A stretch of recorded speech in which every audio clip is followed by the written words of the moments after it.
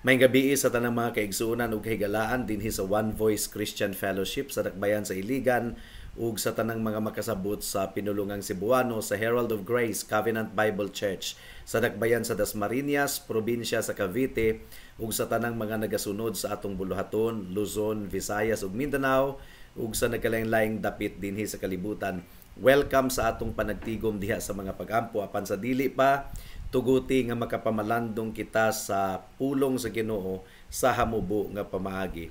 If you have your Bibles with you, please turn with me to Acts chapter 14 verse 21 hangtod sa 22.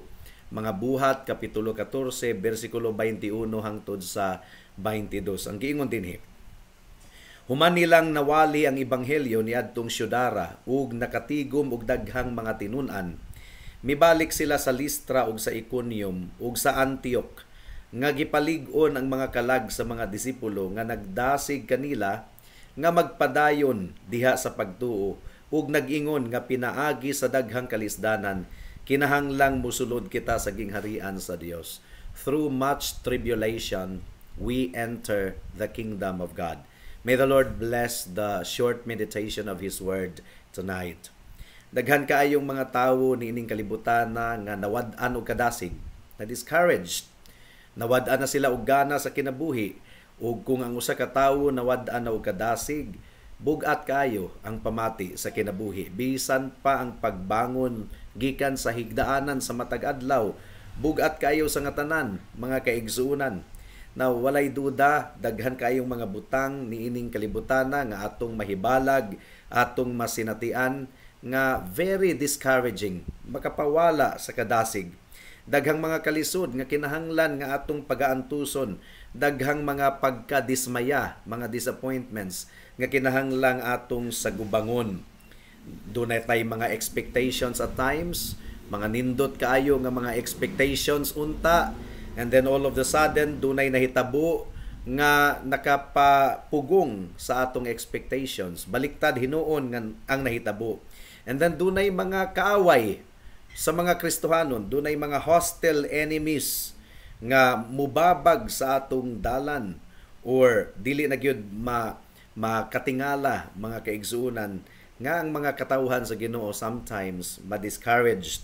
Ug kung ang dalan nga atong gilaktan lamang ang atong pagatanawon, kung mag-focus lang ta sa atong agianan, ma-discourage gyud ta.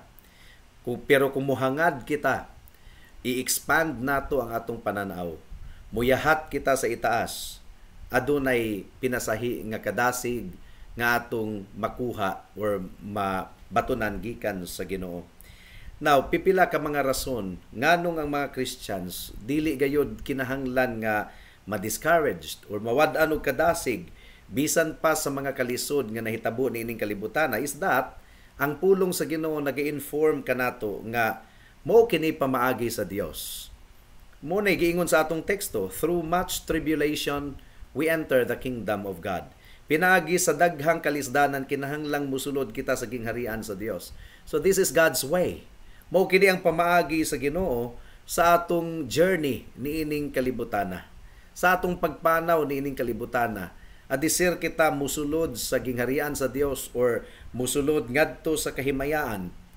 We have to undergo much tribulation. And when we experience tribulation, kung nakasinati kita og mga kalisdanan, mga kasakit, mga kaigsuonan, mo kini ang pamaagi sa Ginoo, because in our weakness and in our infirmities, ang grasya ug kaluoy sa Ginoo mas musidlak, mga kaigsuonan.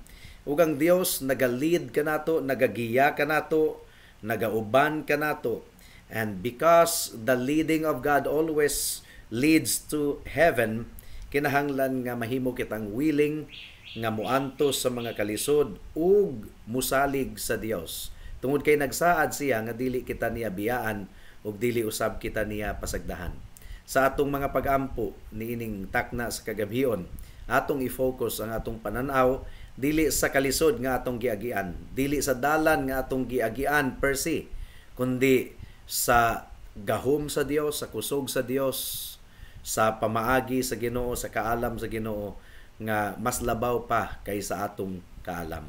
Ug magampo kita nining takna sa kagabhion nga dunay pagtuog pagsalig nganha kaniya ug adunay kalipay. Salamat sa Ginoo sa iyang pulong niining taknaa.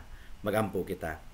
Oh dear Heavenly Father, we thank you for reminding us that it is indeed your way that through much tribulation we will enter or we must enter the kingdom of God.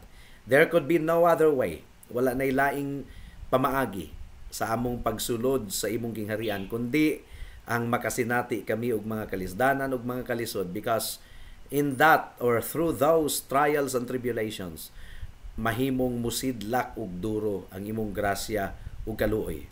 Salamat niini nga reminder o Dios. Ug hinaot nga imong gitandog usab bisan pa ang mga nagduha-duha sa among taliwala, ang mga nag-observe or nag-watch niini nga devotional message nga wala pa gyud gibutang nila ang ilang pagtuo pagsalig kang Kristo. We pray that you will reach them out and reveal unto them your goodness, your kind heart, and most of all, your saving grace nga magluwas or nagaluwas sa mga makasasala nga susama kanamo. Salamat o Dios. In Jesus' name we pray. Amen. Daghang salamat sa pagpamati sa pulong sa Ginoo. God bless us all.